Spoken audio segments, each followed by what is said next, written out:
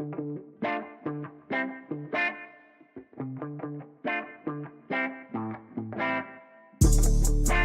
in again, everybody, to Coach's Corner with Ellis Johnson on the Auburn Undercover Podcast. I'm the co-host, Ronnie Sanders. Ellis, good to be with you again today. Good to be on. It's pretty big weekend last weekend, and a lot of moving, kind of like Augusta National Thursday called Moving Day. There's some that had to move.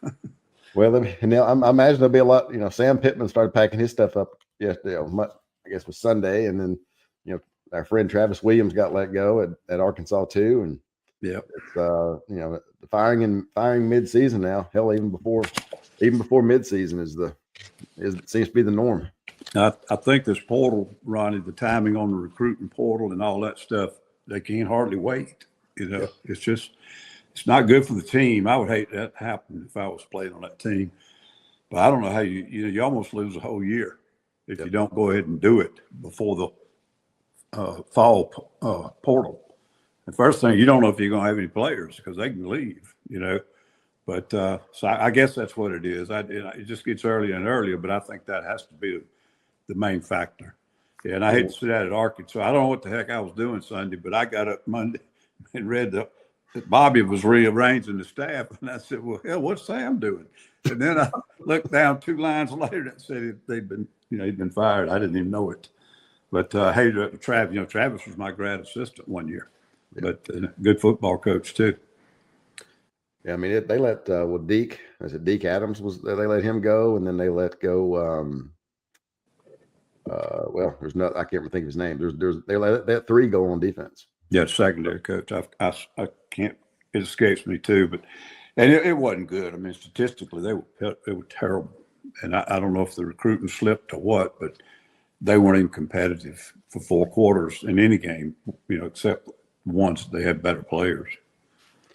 They lost a couple of close ones, though. You kind of wonder what would have happened if they had, pulled those out. Probably wouldn't.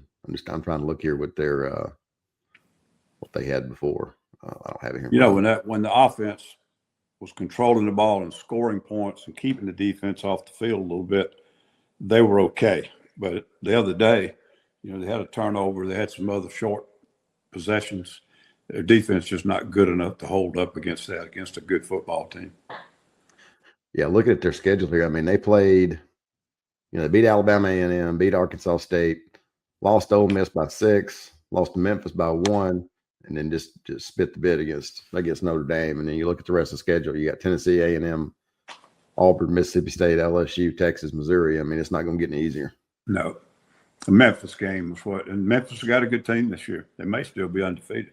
I don't know. I believe they are. They've beaten 2 SEC teams. I know that. But losing that game the way they did, it probably just drained them emotionally. Let's talk a little bit about Auburn. What did you think of I guess play calling? Well, Ronnie, I don't think they got over the previous game. And it was sickening the way they lost that game, to Oklahoma. But you got to move on. And I mean, if it'd been an open date, I think they'd still be talking about it. It's just there's nothing you can do about it. And I saw a social media thing, but you don't know when things pop up on social media like Instagram. You don't know if it was just that morning or if it was 3 days earlier. But it was Hugh addressing the team about it. And he was perfect with what he said. But if he was talking about that later in the week, even if it's good message, you're making a mistake. When you got more, I'm pretty sure they had more penalty yardage than they had rushing yardage. I mean, penalties against them. They lost 69 yards in penalties, and they only gained 52 yards running the football. So, I mean, you can dress stats up any way you want to. I understand that, but that tells me they weren't playing good football with discipline and so forth. I mean, that held. I mean, 10 penalties for 69 yards, but it didn't have a turnover. Did not have a single one, and A&M was bad on penalties too. Hell, maybe it was bad officiating, but that's the only thing I could think of because they didn't play well, and I thought they were going to upset Texas A&M. I really did. I did too. The thing that really jumped out at me, I'm looking at the box score here. I mean, you had 8 carries for the running backs total for the whole game, and 4 or 5 of those were on 3rd and long. I mean, now the quarterback ran the ball. You had 1 run with Eric Singleton, and you had 15 runs with Jackson Arnold. But I mean, you had 11 yards rushing. Total 52 yards rushing. I mean, you can't win conference games. You can't win SEC games running the ball, giving the backs to the. I don't think you can giving the backs the ball 8 times. You'd have to have something unbelievable tilt in special teams or turnovers or some other factor to cover it up. South Carolina the other day had negative rushing yardage in a game, but they also had turnovers, penalties, and all that. So everything was going against them. But every now and again, you'll see somebody, they get 5 takeaways and they can't run the football. They still win the game. But you're exactly right. It's just not good. And that's what they could be really good at, you would think. I mean, Jackson Arnold, in my opinion, is a little bit better ball carrier than a passer. But that receiver core they got gives them a chance to be a great passer. If they could just get the running game going. And I think he was asked, do you think maybe you should have tried to run it a few more times in the first quarter? I think it was the first quarter. And whole game. I mean, you look back. Well, after you get in the flow of a game, sometimes you're like, oh, we can't run the thing. We can't do this. We got to do this. We got to do that. But when you come into the game, either he just, you get lost in the calling the plays and the sequence, and you're trying to get the ball in certain players' hands, and those damn wide receivers, I'd be hunting them too. And make sure this one, and this one touch it 3 times each in the first quarter. Well, there goes your running game, So I think you can sometimes get caught up in that. But if you didn't attempt to run the football, but I think they said 3 times, 3 or 4 times in the first half. And, like I say, 8 carries to the backs the whole game, and 4 or 5 of those were on 3rd and long. I mean, to me, you got to get the ball to the backs 30, 35 times. I mean, if you're trying to run 8 plays. Yes. I mean, or at least they're involved in an option or something where the quarterback keeps it or whatever. And I don't know. I mean, he's a hell of a lot better play caller than I'd ever be, but something was not clicking there. That's something. And see if Texas A&M is kind of picking up on it too. Mm-hmm. By the time they go in at halftime, they say, the guys look like they ain't gonna try to run the football. Now they start getting after Jackson Arnold with less, concern about giving it to the backs. And I don't know how good the backs are. I think the receiver core is better than the backs, but they got good backs. I think the backs are pretty good. Like I say, I'm like you. I don't think they're as good as the receivers, but I think they're pretty damn good. I mean, I don't think they're bad at all. Now, the bright spot, defense has been sneaky good. And I've been critical of them personnel-wise, not critical, but I've been concerned about the physicality of the interior line and whether they can play, with the really good offensive lines in that conference. And when they can't get pressure on the quarterback, the secondary has had some issues. When the front can tee it up and get after the quarterback, they're good at that. Mm-hmm. And they get the ball out of the hands, they get sacks, and they're getting turnovers off of it. But they did play well enough to win the game the other day, I think. And, Texas A&M just was better in some areas. And I think, obviously, the elephant in the room is that running game. I mean, we've beaten it to death, but that's what it was. Well, I think part of, people talk about the sacks and the offensive line and this, and on the board, people have asked all kinds of questions. I don't think it's just one thing. I mean, I'm sure you watch the game, but I mean, it's not just the offensive line. It's the quarterback holding the ball too long. It's the offensive line. It's play calling. I mean, if you don't try to run the ball, I mean, you tell me as a defensive coordinator, if somebody's not trying to run the ball, are you not going to tee off on the quarterback? Yes. I mean, it gives you that comfortable feeling that you can play a style of defense or twist your lineman or get them out on the edge. We used to call it a jet as opposed to a read. Get them wider on their offensive alignment.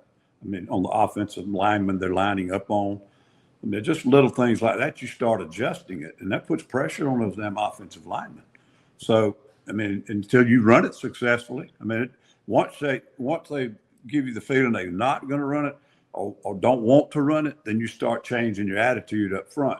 Now, they all of a sudden come back and run it. If they're not successful, you stay aggressive on the quarterback. If they are successful, then you come back and adjust and get your linemen more into a run pass mix.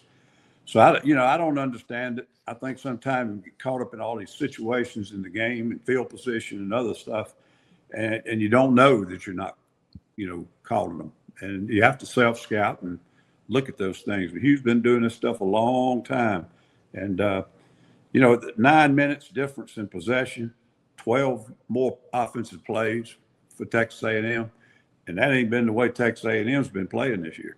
Well, they only scored 16 points. I mean, you look at total yardage. I mean, they had 207 yards passing, had 207 yards rushing. So I mean, the quarterback didn't play well. And right. I mean, and they had, they didn't have any interceptions. But I mean, Freeze comes out after the Oklahoma game and says, "Hey, we got away from the run. We're going to really focus on it this next week, and I'm going to stick with it and be patient." And it looked like the complete opposite. And I've been around. I don't think that Auburn has any desire to fire him. I think that he fits Auburn and he's well liked and all those things. But I've also been around this place long enough that it can't look like this. Yeah, you can't. They can't stay in that mode forever. I mean, they've still got a lot of good teams on here to play, and they got good players too. That's yeah. And some of them are young. They just got them in the program, but a lot of other teams have the same problem. I mean, when you look at who they've still got left, Georgia, Missouri, who's playing as good as I don't think they got the roster everybody's got, but they're playing as good as anybody. And Mississippi State,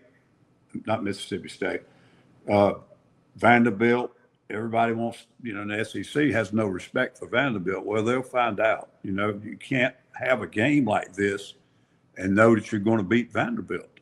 I mean, and then, of course, you got the Alabama game. So they've still got teams on there that they've got to play better than this, or they don't know if they're going to win.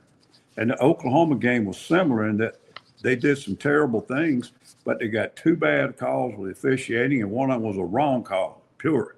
One was a judgment, the other one was a wrong call.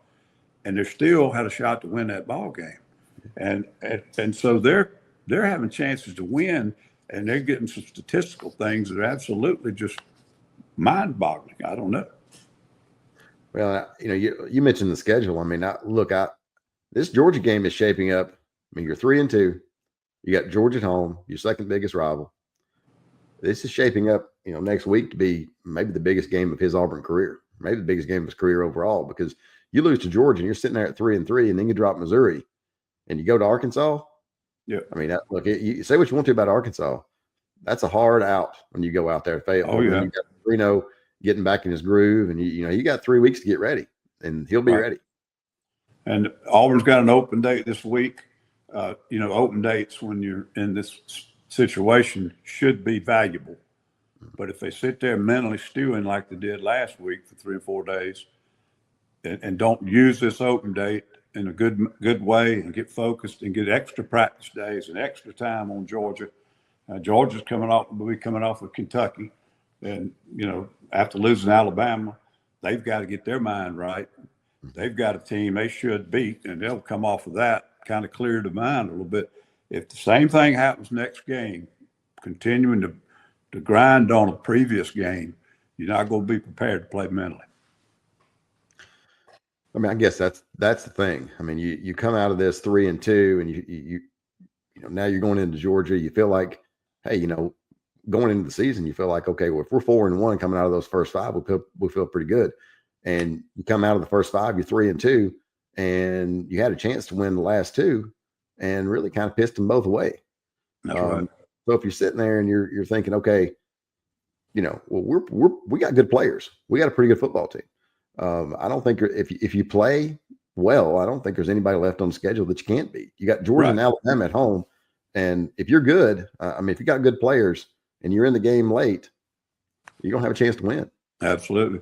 They've just got to quit shooting themselves in the foot, and they got to get preparation, mental and physical, and get ready for these games. Hey, these two teams they just lost to, they could easily play for the championship. Yep. Both of them haven't lost a game in the conference, and they could easily be right there in the title game.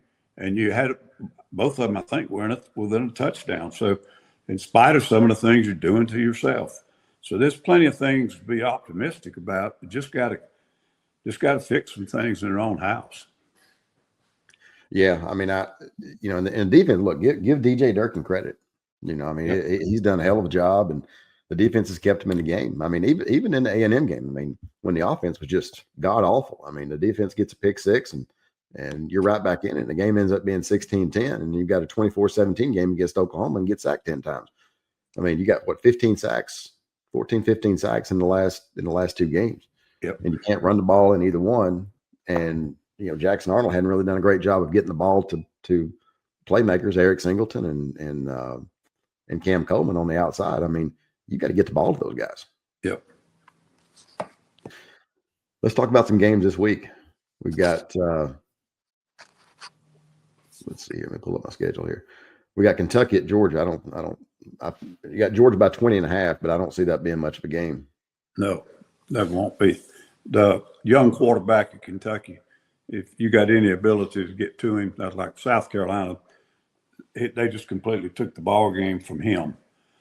They got a pick six, and he got another pick, and I think he had a turnover also, but I can't remember his name. But Kentucky's quarterback he looks like he may be a good player in time, but he's not ready to play at top teams in this league.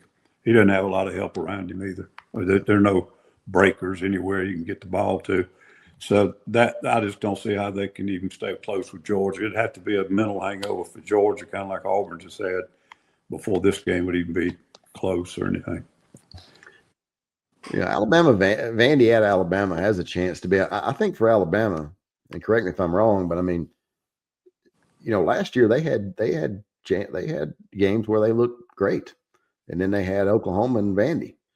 And I was looking for a 2024 schedule. They're about right where they were last year. Now, I think they're playing more consistent this year. Last year they played great, and then you'd say, "Who's that team?" Great, and the quarterback was the same damn way. He give you 3 negative yardage plays, and then he'd pull the ball down and run 60 yards. But it wasn't football that you kind of said that, man, they are really playing well, functioning and executing and all that. It was just athletes. This team's different, and Ty Simpson's different. There's not a quarterback in America playing any better than he is right now. And it had been against some average opponents. And now when they got it done in Athens, at this moment, you could have an argument Alabama would be as good a team in the playoffs as anybody. But yeah, it was a lot similar to last year. They just won a big Georgia game last year. Mm-hmm. And they had I think an ugly performance somewhere early in the season. Might even been in South Florida somewhere. I'm looking here. They didn't play great. They opened. This was 2024, but they didn't play. If I remember right, they didn't play great against. It was Saban's last year. They didn't play great against South Florida, but then they beat South Florida last year 42-16. They opened Western Kentucky. Then they beat the hell out of Wisconsin. Beat Georgia. This is last year. Turn around, lose to Vandy. Barely beat Kentucky. Lose to Tennessee.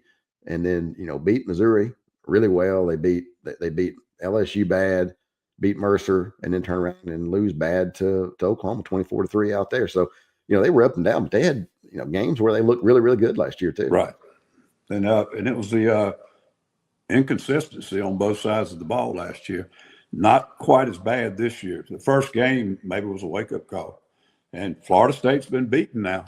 So they're not, they're not the resurrected Bobby Bowden national champions.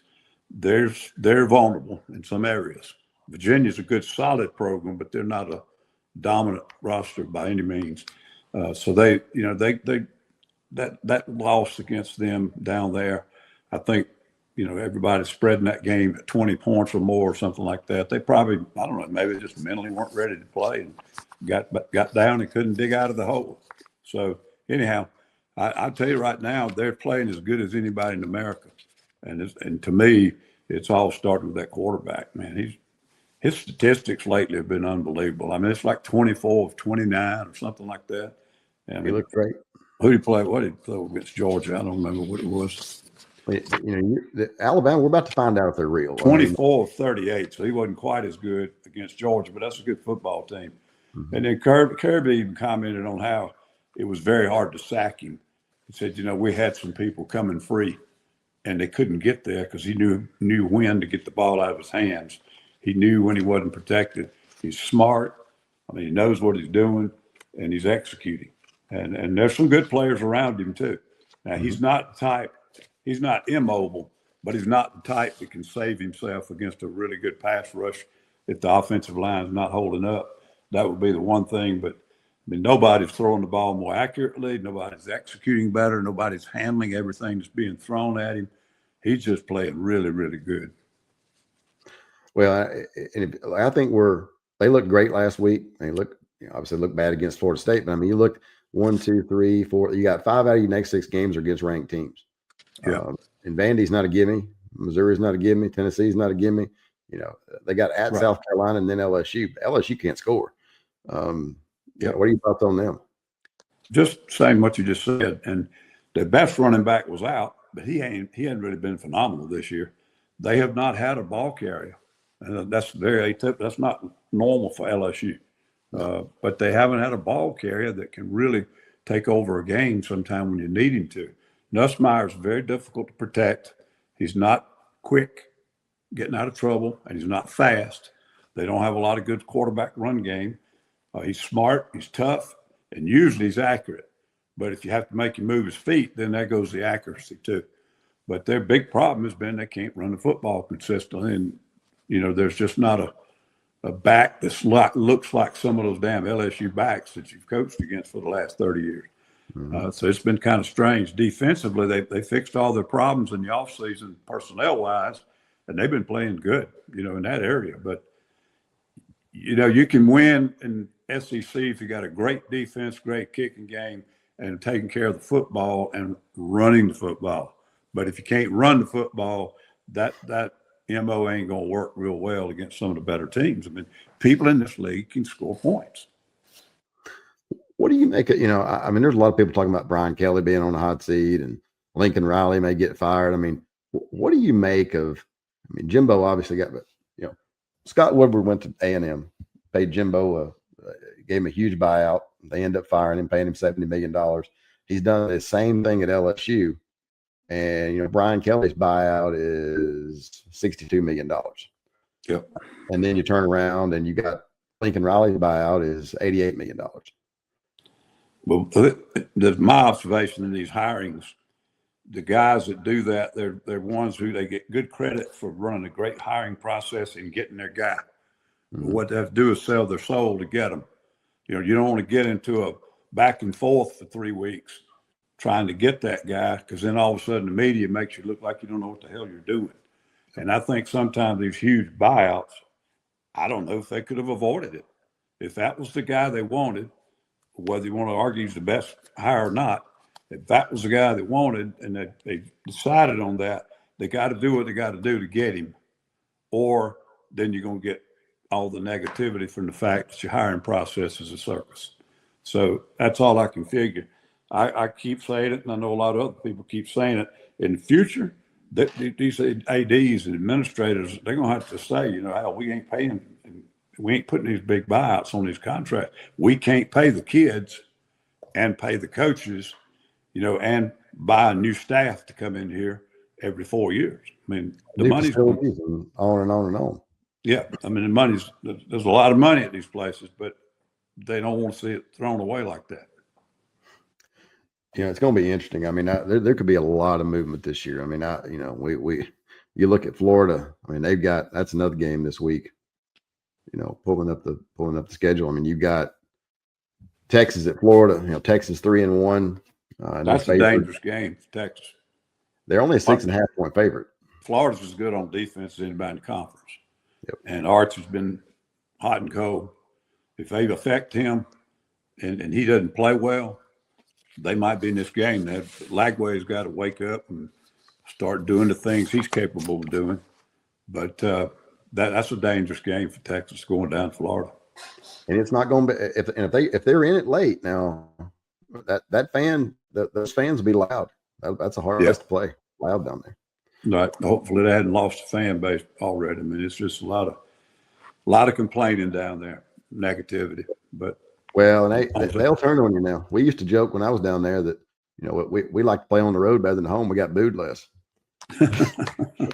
Well, all fan bases at big colleges will turn on you, but some fan bases will quit coming to games. Some will just, they'll show up. And if you play good, they'll still be loud as you know what. And that week, they may or may not cuss you, because of what you did 3 weeks earlier. But they show up every week. And until you lay an egg and look like you're going to lose another one, they're loud and supportive and so forth. That's the Florida fans that need to show up. They can show up and take over that stadium and affect the ball game.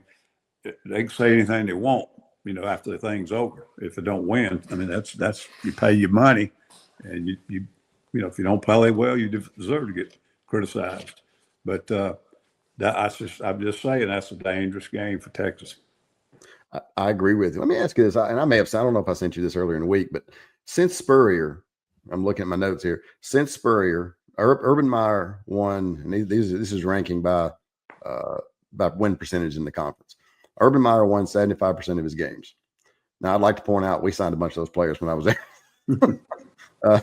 Ron Zook won 66.7% of his games. Jim McElwain won 66.7% of his games. Dan Mullen's down to 60%. Muschamp's down to 53%. Billy Napier's at 40%. I've been on a couple of shows, or more than one show, the last few days, and the question I keep getting is Florida still an elite job? I think it is. I think that you got to get the right guy, but if you do, that's a quirky place. They like arrogant offensive guys. I mean, Lane Kiffin fits. But if you get the right guy there, I think the sky's the limit. Yeah, I mean, I still think it's got all kind of potential, but and I saw that statistical thing. I don't know where it was, but I saw it too, and it was really interesting to me because I'm a huge fan of Coach Spurrier, having tried to play against him or coach against him, and also working for him, and I just know how good he is. And if you want to check it, just check South Carolina's history and what he did there. And in Florida, and I've gotten to a little discussion the other day on a podcast, maybe last year, because I was trying to compliment Steve. And you go back and check Florida's history, they have never been consistent big winners. No. Never. And he did an unbelievable job. Urban did a really good job. But now consistently, nobody's ever been able to do it there. And I mean, you can say that about a lot of big schools, but it has to be a good job, Ronnie. The recruiting location, I think that's getting less important in today's football. But, if you're located in Florida and you're the state university and you got all that money and a lot of kids, they want to come there since they're 3 years old or whatever. But I don't know what it is, but it's hard to sustain down there. Hard. It's a little bit like Auburn. I mean, it has been hard to sustain. I mean, it's up and down. I mean, and they've hired some good coaches. I know Will Muschamp's a good football coach. I mean, Ron Zook doesn't look too bad after. I know it. He came in there too early. I mean, everything gets magnified when it's not done well, and a lot of it's because he's trying to replace the guy you can't replace. Yep. So, yeah, he did a hell of a lot better job than he was given time to do. And it's a total opposite with Billy. And personally, I think the right way to do it is the way they're doing it now. That can't go on forever.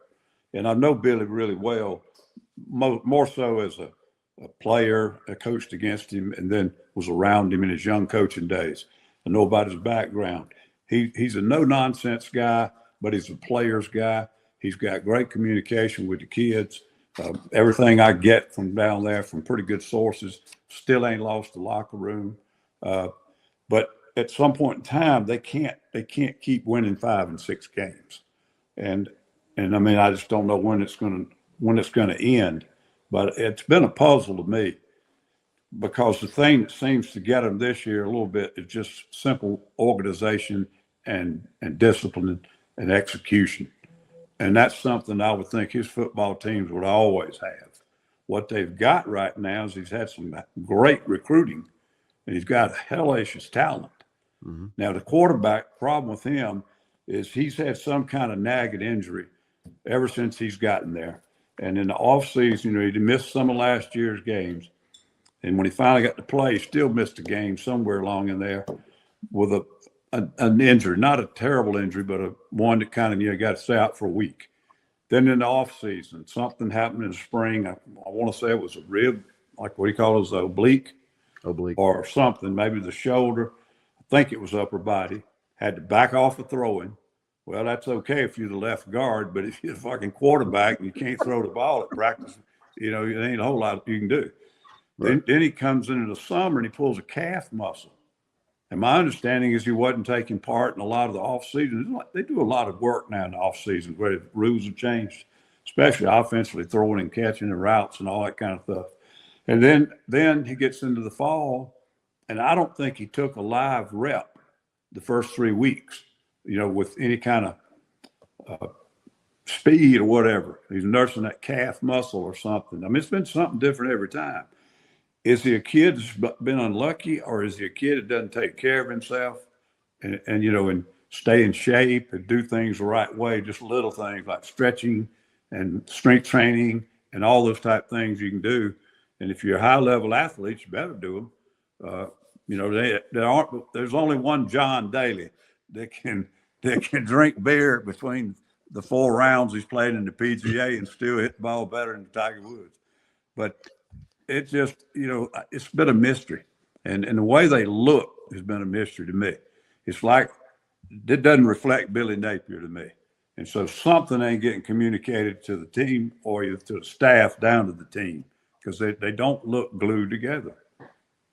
Well, it looks a little bit like Auburn to me. You got a head coach that's an offensive guy trying to call plays and trying to be the head coach and coach quarterback. And it looks a little bit not great. Yeah, and there are a lot of people who've done that successfully, but with all that's going on now with the front office stuff, hopefully he's got him a good man taking all that off of him because there's no way that you could do a really good job of planning during the week and calling it on Saturday and coming back in and reviewing it and cleaning it up and planning it again. It takes a lot of time and a lot of focus. And you got to take 1 or 2 days a week and go back over your roster and figure out who's getting paid what. And, hey, coach, you need to look at these 3 guys that are going to jump in the portal. We know that 2 of them are, and one of them, we can probably talk him into the portal too. And they all tampering, we know that. But how you can't do all that and be focused on Saturday. No.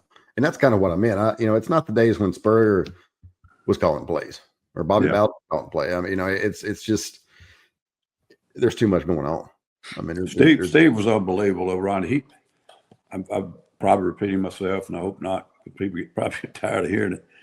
But like if sometimes you might run to the office to ask him something, and he's watching tape, and he's sitting there watching it like a 14-year-old would, just letting it run. He might pick up the clicker once or twice, and he ain't writing anything down. And you're saying he's just killing time. He won't be on the golf course. And he's in there trying to make sure that he looks at this team so he at least knows whether they're going to play with 10 or 11 players. If I'm down there, I'm writing something every time somebody moves or something. He's got a photographic memory. I mean, you finally figure out he doesn't have to watch 10 hours of film. He watches 3 hours of it, and it's already up here. And he's the same way on the field. When he sees something happen on the field during calling the game or whatever, it didn't take him a discussion with his other staff for 2-3 plays. Weren't that 2? Weren't they? Did they bring that so and so? Did they? What kind of twist was that? He's already seen it, and I'm telling you, it's booked up here. I think he's probably a genius, but I know he's got a photographic memory. And I know when I was at Florida, people would tell me he didn't really like to watch cut-ups. He liked to watch the game. Well, I'm the same way. I learned that from brother. Maybe they learned it from each other, but I don't get a damn thing out of cut-ups. Now, I might come in and say, pull up all those bootlegs because they're running a bootleg a certain way, and I want to talk to the D-line coach about how the defensive end is going to play it, or maybe I see something in the execution that if the DBs see it, maybe the angle of the quarterback's shoulders or something else he does, you can read this on his second step. Yeah, we would pull out the cut-ups and all of us watch 18 plays together. But I don't understand these coaches, especially the coordinators that got to call the game, watching cut-ups and think they know how a team is going to call their game. I'm going to watch the game in sequence. Running a damn isolation play, this is their favorite play, coach. They've run it 50 times in the last 4 games. Well, good. When did they run it? Was it a goal line play? Is it a 3rd and short play? Is it a base play? Was the game over and they was trying to kill the damn clock? I mean, some of that stuff's misleading. And I learned it from Bill Oliver. If you don't watch the game in sequence, then you don't know how that guy's calling the game. And if you don't know how he's calling it, you're probably not going to do a good job of calling it against him. People don't realize how good brother was. I mean, he was just, you know, I remember sitting in the office with him, and he'd get in there real early in the morning, and he'd just sit there and he'd watch tape, and he was a little bit the same way what you're describing. I mean, he was just really, really good. Yep. I mean, I would say my biggest mentor in learning how to call defenses. Now, I learned a lot of good stuff from a lot of coaches in many, many years. But when you talk about calling a game, a defensive game, and putting a plan together and getting it ready and all that, he was excellent. And I remember sometimes, you know, we'd beat the hell out of somebody, and 2 weeks later you're playing a team. And I said, brother, they look just like Missouri or just like Notre Dame. We want to run that same game plan? Hell no, we ain't running that. We might line up like that, but we ain't playing the same thing we played 2 or 3 weeks in a row. You sound just like him. And I'd say, you know, he's right. You think good teams get tendencies, man, because they're successful. Bad teams, you can't find anything they do well, so they're all over the map, grab bagging. How did y'all self-scout? We used to do running 4 games. Ronnie, I watched the first 4 opponents of the season. I took all that home over the summer. Instead of laying out on the beach getting burnt, I'd break down film while the kids were out there running around. And then we'd go play putt-putt or something. But every team that we played, I watched the game. Just like you just said, you know, I watched the game. I didn't watch cut-ups, and I didn't watch run, and I didn't watch pass. I watched the game. I want to know what the time was. I want to know what the score was. I want to know everything. And when the play was run, it's run in a situation. And if you put it in just in a batch of plays, because they run it a lot, you don't know anything about the guy calling the plays. They might like the play because they're good at it, but hell, I might have ran it 20 times when the game was over. So it just doesn't tell you much. I mean, it may tell you how they execute, but it doesn't tell you how to call the game, make the calls.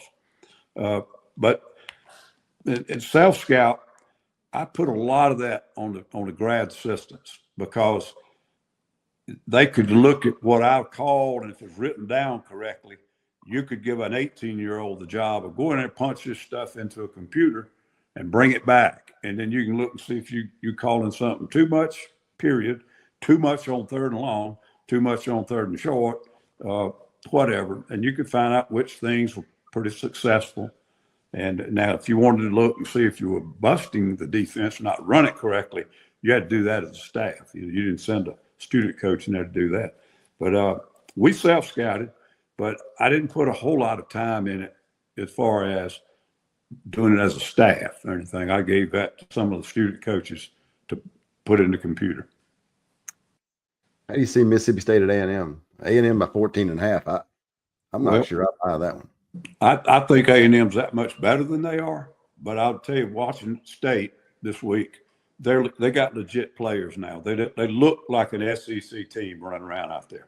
Now, there still was some times where I thought they made a great effort play and overcame a little difference in talent, and you can only do that so long. But they look well coached. They don't even look like the same team when he took over. I think he's changed that team. I really do. They look better and they play better, and they look like they got confidence. Of course, they had not lost a game until they played Tennessee, so that helps build confidence. But they could have easily beaten Tennessee, and they let it slip away there at the end. And I'm afraid they're going to have that issue 3 or 4 times this year, where they're good enough to beat that team, but the other team's a little bit better. And they got to put them away, or they're going to end up losing, to a better athlete in a critical situation. I mean, I'm just looking here. They've got A&M, 1, 2. They got 5 ranked teams left on the schedule. Plus, you got to go to Florida, and you got to add Arkansas. Yeah, they don't have any easy wins either. They don't even have any out of Man, conference. their last 2 games of Missouri and Ole Miss played as good as anybody in the country. And before that, you got Georgia. Yep. I mean, right? This week you've got A&M, Florida, Texas, at Arkansas, Georgia, at Missouri, and Ole Miss. Yeah, and that's what I'm saying. I mean, these dudes were 4-0 or 5-0 coming into that game, and they played Tennessee right off the field, but they couldn't close the deal. And now they're getting ready to play 5 Tennessees. They're done. They're done with the Southern Misses and the Alcorns and all that, and so they're going to have some games. They're probably going to upset a couple of people and ruin their season. I just don't see them being able to finish out, and their goal right now to be get 6 or more and get to a bowl. And that'd be a great year for them. Yes, especially after last year. Yeah, I was just pulling up here. We were talking about Florida a while ago. Spurrier won 86.1% of his games, and Urban won 75%. So since Spurrier, Ron Zook has the highest win percentage, along with Jim McElwain. Yeah, that's you look at. I mean, I guess I didn't realize. I knew they had struggled, but before I saw that story pop up earlier in the week, I didn't realize. Goes to what I said a while ago. Historically, even before Spurrier, now they had some good teams, but they were never consistently good. I remember Jeff Rousey, one of our coaches at Alabama, and I remember him talking about going down to Florida. That's where Jeff was from, Florida, and he recruited some Florida areas for Coach Bryant as a young coach, and he was down there on a recruiting trip with him, and maybe took him in a home or something to see a kid, whatever. And he said, "I'll never forget Coach saying, we better hope they never get this place going down here, or we will catch hell." If they were good in there, they get players like Rousey and others down there. I mean, Coach Bryant knew if they ever start having success and those kids started staying on, it's going to be hard to beat them with Dothan and Yulee. Having been down there for 3 years, it was one of my. I mean, I think Florida's a better job than LSU. I think it's better than Tennessee. I think it's better than Auburn. Frankly, I think it may be the best job in the conference. I've never been there. There's no way I could argue that point. You could be very right. I've always thought Tennessee was a great job, but when it went from facilities to other factors becoming big in recruiting, that biggest stadium in the country on campus and this other stuff, pretty soon it's transportation and social media and everything else made the world smaller. Mm-hmm. You go back now, a lot of Tennessee's best players are from friggin' California. Yeah. They had to recruit Notre Dame to really fill their roster. You recruited within 200 miles of there, you wouldn't have, half your roster wouldn't be SEC champion players. So they had to recruit distance, and they were able to do it with some of those different things, like the largest stadium and all this kind of stuff. And it was eye candy, and they got some kids doing that. But all that stuff's evened out now. And so I don't think it's as easy a job or as good a job as it was 30 years ago. Well, I agree, and you talk about the kids from California. I mean, they had a whole string of quarterbacks that came from California. Right. And they go, like I said, they go recruit nationally. But I mean, if you start looking around, I mean, outside of Tennessee, you're not number one anywhere. No. And then in most places, go down to North Georgia, which was very close, and they could beat Georgia Tech on most kids, and every now and again they could beat Georgia on kids. But North Georgia and distance. That's where they got a lot of their players from. But around outside, like I said, outside of North Georgia, you're not really number two anywhere. Even around, I mean, you're number 3, you're number 4, you're number 5. And kids got to, if you're in Georgia, you got to beat Georgia, you got to beat Alabama, you got to beat Georgia Tech, you got to beat Florida. I mean, it's not an easy get. Yep. I coached 2 or 3 kids at Alabama who were from Tennessee. So they couldn't even hold those kids. Antonio London and one of the kid that had the baseball player that played at Tennessee had a brother and coached him at linebacker, Todd Helton. Rodney Helton played for me at Alabama. He was from Tennessee. Todd, his brother, played baseball at Tennessee. But we would get Tennessee kids. Now, Memphis is not considered in-state to Tennessee people. They look at Memphis like it's East Arkansas. Right. They hardly ever got players out of there. It's a tough job. I agree with you. Well, it's just, and look, Auburn's a great job. But again, you're in the same state as Alabama, and your 2 biggest rivals are Alabama and Georgia. And then you go south and you got to beat Florida. I mean, but I just think if you look at where Florida's sitting, it's hard to imagine. Another thing that's hard to imagine is how are Ole Miss and Missouri winning 10 games every year, and Auburn and Florida are sitting here looking like Mississippi State and Part of it's coaching and it's portal, and it's evening the playing field. The portal has cut out all these deep, powerful, dominant defensive fronts that everybody had. Georgia's defensive front is really good, but they don't have 8. They got about 5. And so they can't bring the constant, better athlete than your offensive lineman and fresh all game. That's maybe a little fatigue element or something. And most of those guys, they realize they're not the guy. After 1 year, maybe 2, they're going somewhere and play. I think that's one of the biggest things. And, that's, I guess, one of the good things about the portal. It is creating a little bit of parity. But I don't like the rule, but there's other ways you could get parity without having to have it. But I think it's creating some parity, where Mississippi State did have a shot to beat Tennessee. And if you look at the recruiting classes the previous 5 years, they shouldn't be on the field with them. Mm-hmm. Well, I think the other thing is Missouri's done a good job with facilities. Eli does a good job. Kiffin has made Ole Miss kind of a cool place, whereas used to it's Ole Miss, and so they've got the right fit. They've committed. They've done it the right way, and the other 2 places have been dysfunctional for over a decade. But if you take the portal away, Ole Miss is still an 8-win, 7-win team every year. I don't care if it's Lane or who else is over there. They'll win. They'll go to bowl games, but they're not going to compete at the top of the league every year without the portal. I agree.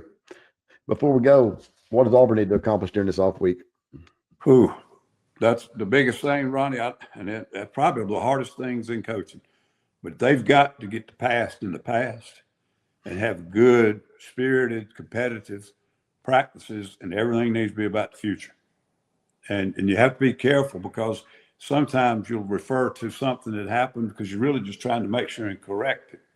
Well, you just can't dwell on it. Not through an open date sometimes can be terrible when you're not playing well, because you just can't. There's no way to go out there and get it off your back. So that's the biggest thing. Now, obviously, they got to figure out why they're not calling the run or why they can't run from a football standpoint.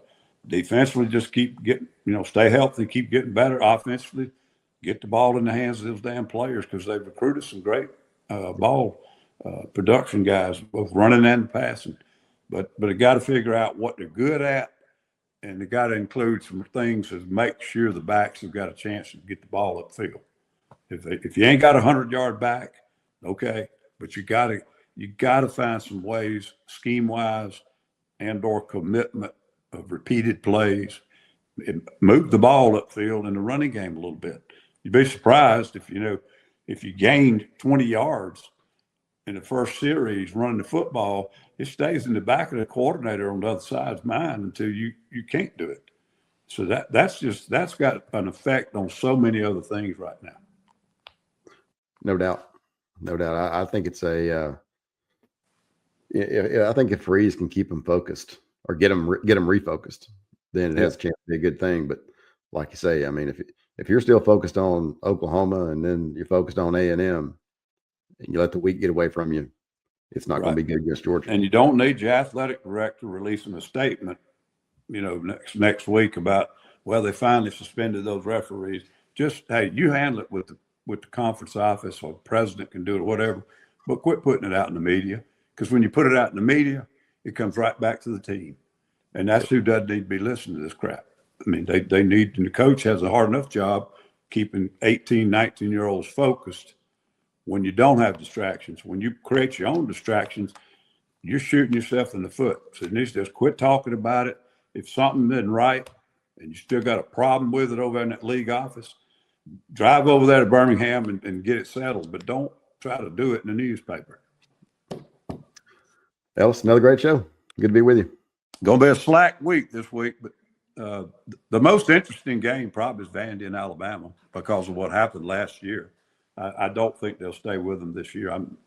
My gut feeling is they'll beat them by 14-20, but I still think that's going to be a very interesting ball game because of last year. And you mentioned one earlier.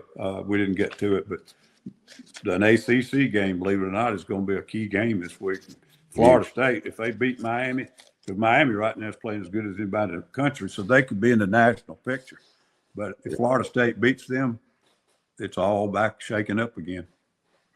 It's going to be an interesting week. I don't know that Miami's great, but they're certainly playing well. Quarterback's playing well. Yeah, and they're playing good in every phase. They really are. Who do you have in Florida State, Miami? I'm gonna be. I ain't gonna be surprised if they go down and upset them. I really think they got a shot to do it. They got to play a little bit better defense than they did last week and take care of the ball. The Gus, and they put up some points against Virginia, but they turned the ball over at one critical point.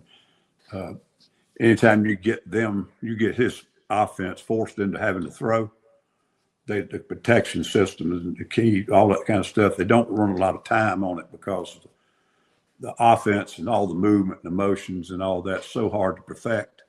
And so 80-90% of your practice time goes with running game. So if you can get them down and they got to throw the ball, they're very vulnerable. But I think they may go down and upset. They get an upset on that one. It is at Miami, isn't it? No, games in Tallahassee and Miami. 4.5 points. That might be an upset. I agree with you. Wouldn't shock me at all. For those listening, please click like and subscribe below. It really helps us out. And we'll see you next week.